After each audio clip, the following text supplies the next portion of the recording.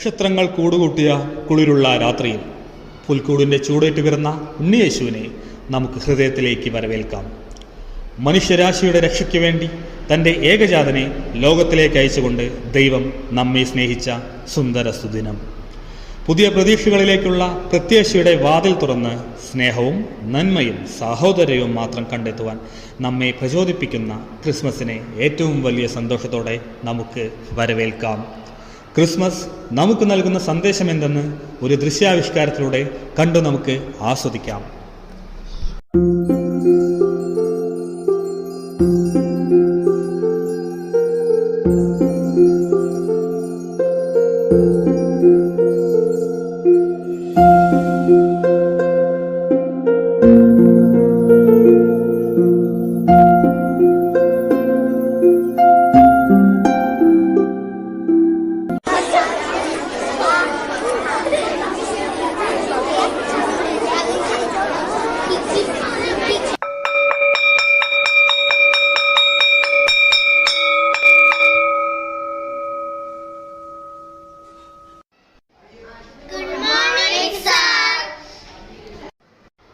Good morning children, sit down. കഴിഞ്ഞ ദിവസം മാഷ് ക്ലാസ്സിൽ പഠിപ്പിച്ചതൊക്കെ എല്ലാവർക്കും ഓർമ്മയുണ്ടല്ലോ അല്ലേ? എന്നാൽ ഞാനൊരു ചോദ്യം ചോദിക്കട്ടെ.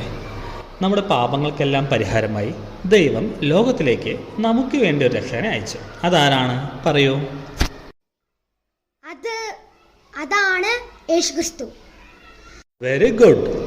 ഇന്ന് നാം പുതിയ പാഠഭാഗത്തിലേക്ക് കടക്കുകയാണ്. പാഠത്തിന്റെ പേര് ദൈവസ്നേഹം പങ്കുവെക്കൽ. എല്ലാവരും ഒന്ന് പറഞ്ഞേ, ദൈവസ്നേഹം പങ്കുവെക്കൽ. ദൈവസ്നേഹം പങ്കുവെക്കൽ എന്നതുകൊണ്ട് എന്താണ് അർത്ഥമാക്കുന്നത്? ആർക്കെങ്കിലും പറയാനാകുമോ?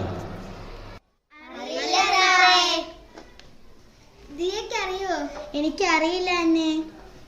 നമുക്കുള്ളത് ഇല്ലാത്തവരുമായി പങ്കുവെക്കുക, നമുക്ക് പറ്റുന്നത് പോലെ മറ്റുള്ളവരെ സഹായിക്കുക എന്നിങ്ങനെ പല കാര്യങ്ങളും നമുക്ക് ചെയ്യാൻ പറ്റുന്നതല്ലേ? Okay sir.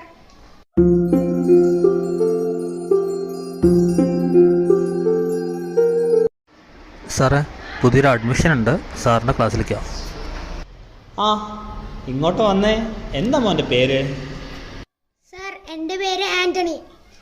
എല്ലാവരും ഇങ്ങോട്ടൊന്ന് ശ്രദ്ധിച്ചേ. ദാ, ഇത് നിങ്ങളുടെ പുതിയ കൂട്ടുകാരനാണ്. ഇവൻ ഇന്നു മുതൽ നമ്മുടെ ക്ലാസ്സിലായിരിക്കും. മോൻ അങ്ങോട്ട് പോയിരുന്നു. ഓക്കെ. ഈ മാസത്തിൻ്റെ പ്രത്യേകത എന്താ? ക്രിസ്മസ് അല്ലേ മാഷേ?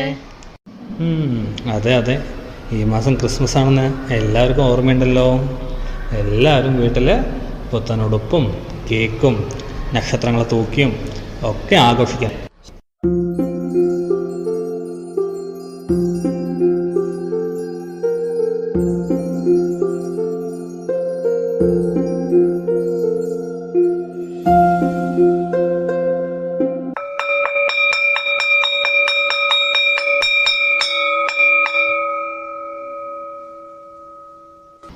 ബെല്ലടിച്ചല്ലോ.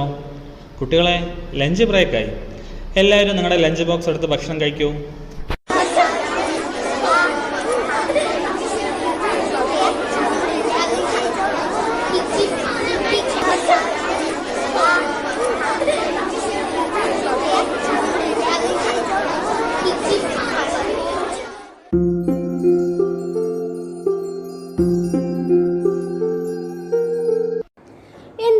ഭക്ഷണം കഴിക്കാതെ പോകുന്നത് എന്താ? നിനക്കൊരു വിഷമം?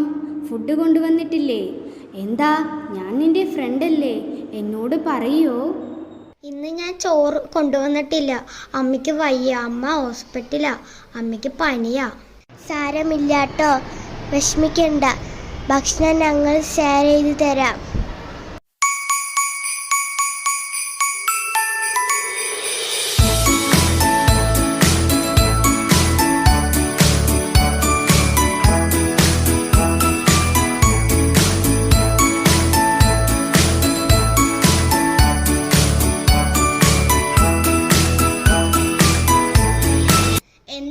നമ്മുടെ സ്കൂളിൽ ക്രിസ്മസ് സെലിബ്രേഷന് വേണ്ടി പ്രാക്ടീസ് ചെയ്യുകയാണോ? അതെ.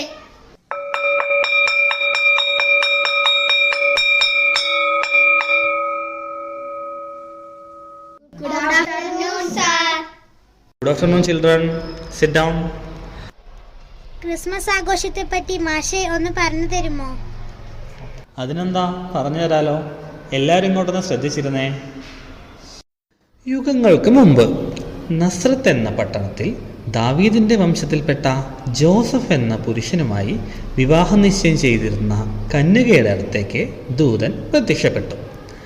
ദൂതൻ അവളുടെ അടുത്ത് വന്ന് പറഞ്ഞു,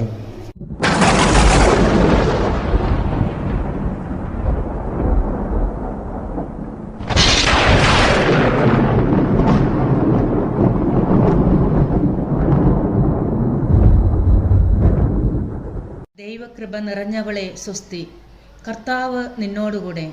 മറിയമേ, നീ ഭയപ്പെടേണ്ട, ദൈവസന്നിധിയിൽ നീ കൃപ കണ്ടെത്തിയിരിക്കുന്നു.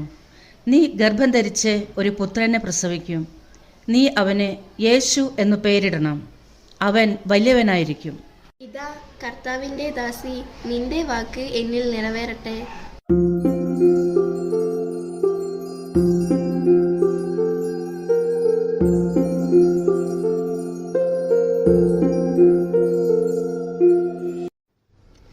അങ്ങനെ കുറച്ച് മാസങ്ങൾക്ക് ശേഷം ജോസഫ് ദാവീദിന്റെ വംശത്തിൽപ്പെട്ടവനായതിനാൽ പേരൊരിക്കാനായി ഗലീലിയയിലെ പട്ടണമായ നസ്രത്തിൽ നിന്ന് ദാവീദിന്റെ പട്ടണമായ ബത്ലഹേമിലേക്ക് ഗർഭിണിയായ ഭാര്യ മറിയത്തോടുകൂടി പോയി.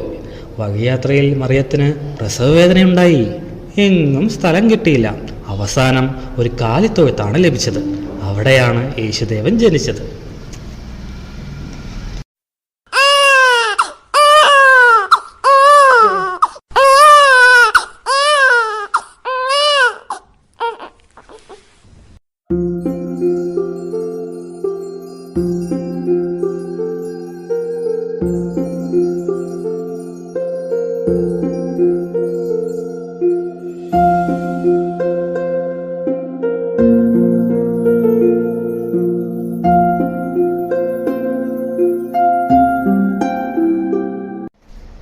ആ പ്രദേശത്ത് വയലുകളിൽ ആടുകളെ രാത്രി കാത്തുകിടന്നിരുന്ന ആട്ടിടയന്മാരാണ് ആദ്യമായി ഉണ്ണീശോയെ ആരാധിക്കാൻ വന്നത്.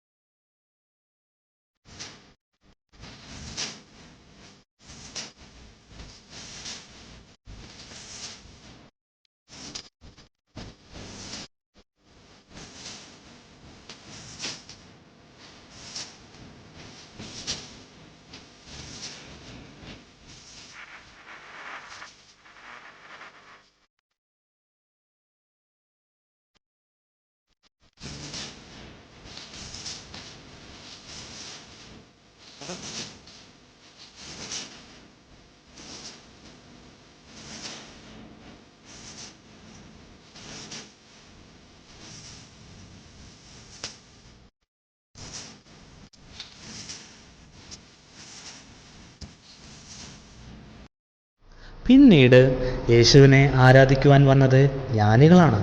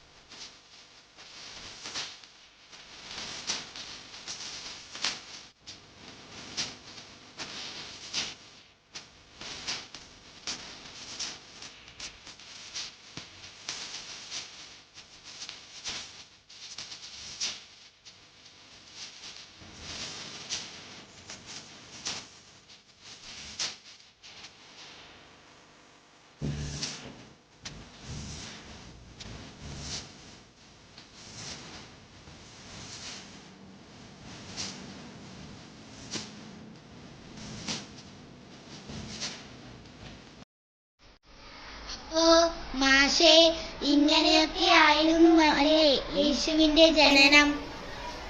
അതേ മക്കളെ, കുഞ്ഞുമക്കളായ നിങ്ങൾ യേശുവിനോട് പ്രാർത്ഥിക്കണം കേട്ടോ.